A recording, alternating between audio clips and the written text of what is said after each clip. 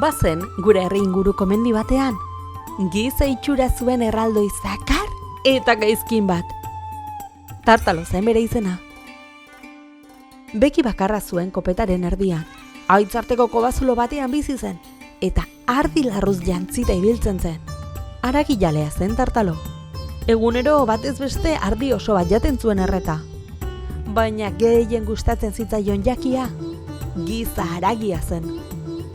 Egun batean, Makin izeneko artzain bat, mendi hartan galdu zen. Gaua zetorren, eta ezin zuen etxerako bidea aurkitu. Etxerako bidea aurkitu nahian zebilela, hara non ikusten duen kobazulo bat, eta barrura sartu zen. Hemen txigaro beharko dut gaua, ez dago beste erremediorik, pentsatu zuen bere artean Makin artzainak. Baina etzekien, han Tartalo bizitzela. Eguzkia ezkutatzen ari zen, eta gaua berriz, bazetorren. Kanpoan hotz egiten zuen. Matxinan geratu zen hurrengo egunean etxerako bidea bilatuko zuela pentsatuz. Bertan zela, ardiak ikusi zituen kobazuloan sartzen, eta harriturik geratu zen. Baina oraindik gehiago harritu zen ardiaien atzetik gizaseme erraldoi bat ikusi zuenean sartzen. Tartalo begi bakarra zen. Zer ote da hau, gizakia, ala erraldoi bihozgabe bat, pentsatu zuen Makinek. Erraldoia bere etxean sartu eta alde guztietan usain kasi zen.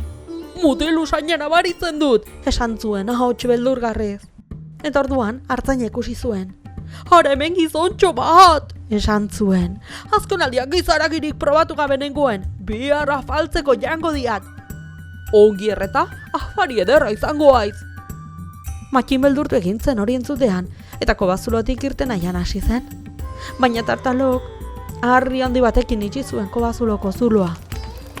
Ondoren sua piztu zuen Tartalok, ardi batin, larruak kendu, burdin luze batean sartu, eta bueltak emanez sutan errezuen aragia. Ikere jan beharko uke, esan zion Tartalok artzainari. Ea gizentzen aizen pixka bat. Nik ez daukat jateko gogorik, erantzun zion artzainak. Nik etxera joan nahi dut lehenbailen. Urentzundakoan, Tartalok eraztu bat jarri zion atz batean artzainari, eta esan zion. Kostatuko zaiko bazulotik hies egitea, eraztun honek salatuko hau. Makinek ez zuen ongi ulertu eraztunaren kontura. Bitartean, burdinen erretako ardia osorik jantzuen. Tartalok afaltzen bukatu zuenean, sutondoan loak hartu zuen. Momentura aprobetxatu zuen Makin artzainak, burdina sutan korritu, eta Tartalo kopetaren erdian zuen beki bakarra zulatu zion. Oiuk eta hienek hasi zen Tartalo minaren minez. Nola hala, altxa zen lurretik, eta Makinen bila hasi zen. Itxutu egin nauk, oio egiten zuen Tartalok.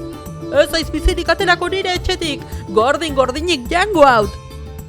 Artzaina, lehen baino askoz lasaiago zegoen orain kobazuloko ardien artean ezkutaturik, baina bada ezpada ere gau osoan ez zuen lorik egin.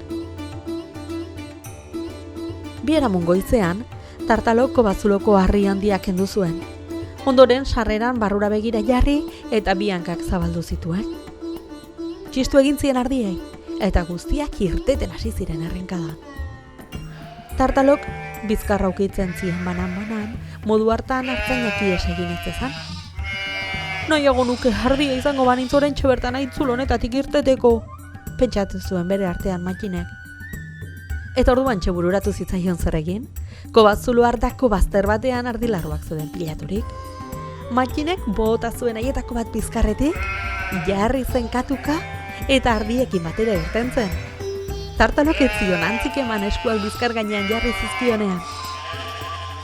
Makinek bere burua zulo hartatik kanpora ikusi zuenean korrik abiatu zen.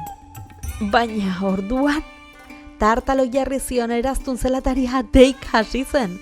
Hemendik, oio egiten zuen etengabe eraztunak, hemendik!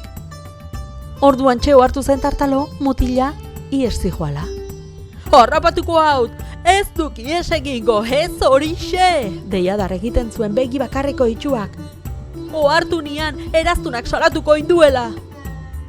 Makin, korrika zijoala, aintzira bat ikusi zuen aurrez aurre, eta ideia bat piztu zitzaien bere buru azkarrean.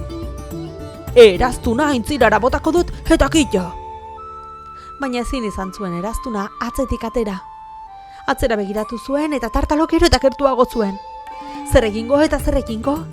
Atzera aztunduna moztia izango zela honena pentsatu zuen. Eta baita egin ere, laster asko gainera. Hartu zuen harri zorrotz bat eta atza moztu zuen. Gero atza eta eraztuna aintzirara bota eta korrika alde egin zuen handik. Baina urpean ere eraztuna etzen isildu. Hemendik, oiukatzen zuen urpetik. Eta tartalo berriz, antzi joan bere eraztun zelatariaren atzetik eta antzirara erori zen. Ez zekien igeri, eta bertan ito zen. Eraztuna ere urrazpian geratu zen, isilik.